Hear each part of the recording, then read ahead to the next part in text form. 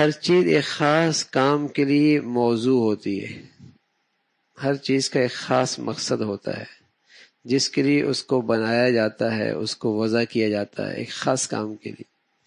اس کام میں آنا تو برکت ہے، اگر اس کام میں نہ آئے تو بے برکتی ہے۔ مال کس کے لیے حاصل کیا جاتا ہے؟ راحت و آرام ملے، اگر اس سے یہ چیز حاصل ہے تو برکت ہے، اگر اس سے راحت و آرام نہیں مل رہا تو کیا مطلب؟ برکت۔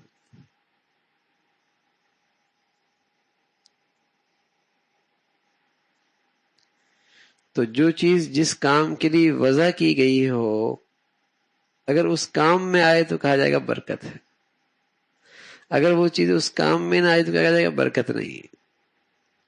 مثلا روپیہ اس واسطے کہ اس کے ذریعے سے کھائیں پیئیں، دنیا کی راحت حاصل ہو، اگر وہ کھانے پینے کے کام میں آوے اور اپنے تن کو لگے تو برکت ہے، اگر اس کام میں نہ لگے تو فضول اڑ جائے تو اسی کا نام بے برکتی ہے۔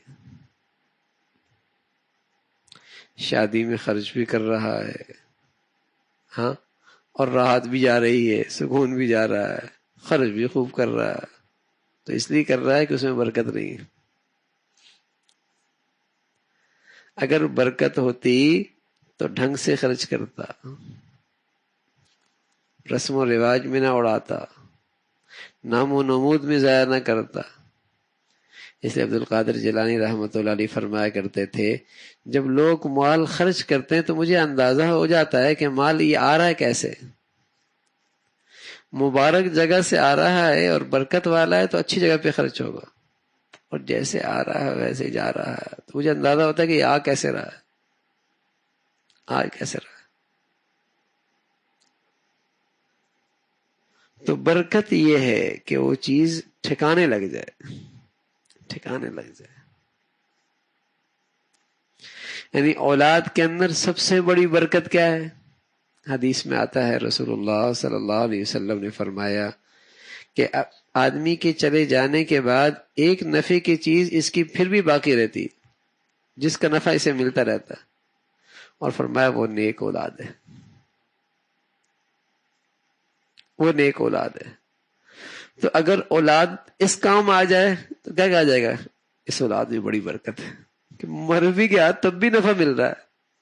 ایک تو زندگی میں نا آنکھوں کی ٹھنڈک، خدمت دیکھ کر دل خوش ہو جائے، طبیعت خوش ہو جائے، گھر میں ہو تو ٹھنڈک آ جائے،